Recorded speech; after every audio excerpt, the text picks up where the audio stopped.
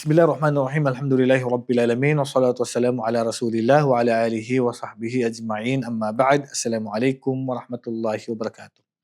So ngayon mga kapatid, dadako na tayo sa ang pagbabawal sa gawaing bid'ah sa ating relihiyong Islam. Kasi ang bid'ah, pasok lang naman yan sa pagbabawal sa ating relihiyong Islam. Yung mga bid'ah na makamundo, mga literal na bid'ah, hindi yan ang usapin natin. Ang usapin natin dito ay ang mga bid'ah sa ating ibadah, sa ating religion.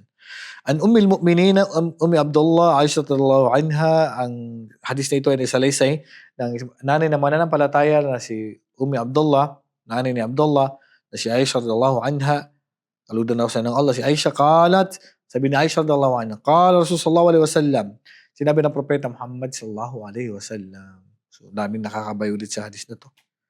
Man ahdatha fi amrina hadha ma laysa minhu fahuwa raddun.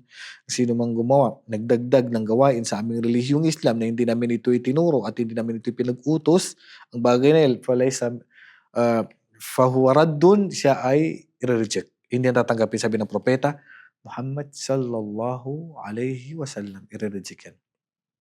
Rawahul Bukhari wa Muslim. Fi riwayatin ni Muslim, at sa hadis na naisalaysay sa ibang salaysay na naitala kay Imam Muslim, man amila amalan laysa alayhi amruna fahuwa raddun wa qad allaqaha al-Bukhari.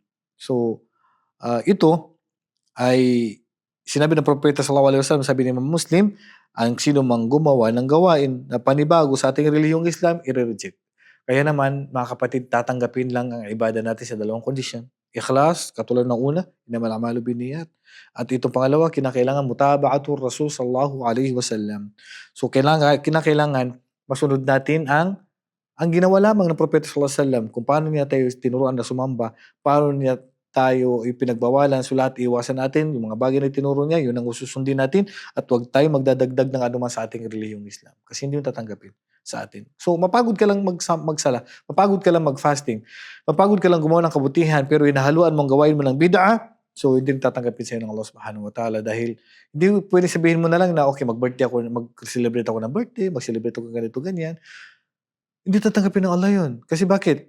Kasi hindi mo nagawa ang kaparaanan ng propeta Muhammad sallallahu alaihi wasallam. Hindi sapat yung intention mo lang na, okay, gusto kong magpakain, gusto kong lang magpasaya, gusto kong makatulong. Kahit na, huwag kami muridil khairi ilan yung siba. Hindi lang ilan sa nais ng kabutihan, pero hindi naman tinatanggap sa kanya. So, naway layo tayo ng Allah subhanahu wa ta'ala sa mga gawaing bid'ah. Okay, pang-anim.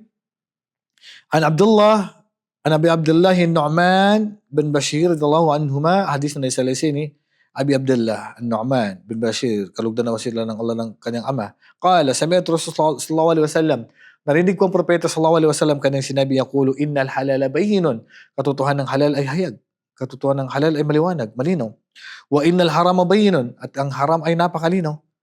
Wa bainahuma umurun mustabihatun la ya'lamuhunna kathirun minan nas, at sa pagitan ng halal at haram ay mga bagay na kaduda-duda na marami sa mga tao ang hindi nila alam ang tungkol sa bagay na to. Pumanitaka syubuhat, pagkaristabra alidinihi, wa ardatang sino man ang iniwasan niya mga kaduda-duda, tunay na nailigtas niya ang kanyang relihiyon at ang kanyang dangal. Wa man waqa'a fi syubuhat, at ang sino mang tao na nilagay niya ang kanyang sarili sa kaduda-dudang mga gawain, waqa'a fil haram, may lalagay ka sa gawaing haram.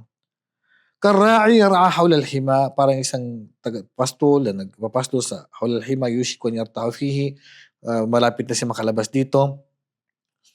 Wa inna likulli malikin hima, hindi ba bawat pinuno, hari ay may nasasakupan. Ala wa inna himallahi maharimuhu, at ang kinasakupan ng Allah subhanahu wa ta'ala, ang gusto lang ng Allah subhanahu wa ta'ala, yung mga bagay na kanyang, yung mga bagay na ipinagbabawal niya, dapat mong iwasan. Ala wa inna fil jasadi mudghah, tunay na sa ating katawan ay mayroon diyan kapiraso ng laman. Wa idha saluhat saluhal jasadu kullu, na kapag yan ay naging matuwid, naging okay, lahat ng gawain mo ay magiging okay din. Wa idha pasadat pasadal jasadu kullu, na kapag yan ay naging okay, naging mabuti, ang isang kaliit na bagay lang yan sa parte ng katawan natin ay magiging masisira lahat. Ala wa hiyal qalb, at ito yung puso. Napakaliit lang yung puso sa katawan natin, pero lang grabe.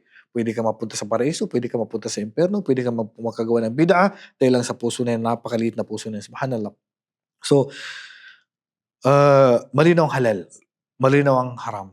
Kaya wag natin ilagay ang sarili sa kaduda-duda. Kung nalagay ka sa kaduda-duda, nalagay ka sa syubha, nalagay ka sa alanganin, iwanan natin. Para maging inosente, maging malinis ang ating relihiyon at ang ating dangal. Pangpito na hadith, ad-dinu an-nasiha. Ang relihiyong Islam ay pagpapayuhan. Sa hadith ni Abi Ruqayya Tamim bin Aus ad-Dari radhiyallahu anhu, ang tatay ni Ruqayya na si Tamim na anak ni Aus ad-Dari radhiyallahu anhu, anna Nabi sallallahu alaihi wasallam qala, sabi ng propeta sallallahu alaihi wasallam, ad-dinu an-nasiha. Ang relihiyong Islam ay pagpapayuhan. Ang relihiyong Islam ay pagbabahagian ng payo. Kulna liman, sabi namin ya Rasulullah, kanino? Para kanino? Yung pagpapayo na yan. Qala lillah, yan ay para sa Allah. Wali kitabihi, para sa kanyang kapahayagan. Wali rasulihi, para sa kanyang sugo. Wali a'immatil muslimina, at para sa mga lahat ng mga pinuno ng Muslim, wa ammatihim, at sa lahat ng tao. Ibig sabihin, ang pangkalahatan sa Islam, hindi pwede pagpapahiya. Dapat sa pagitan natin ng mga Muslim, pag may nakita tayong mali sa kapatid natin, magpayuhan tayo.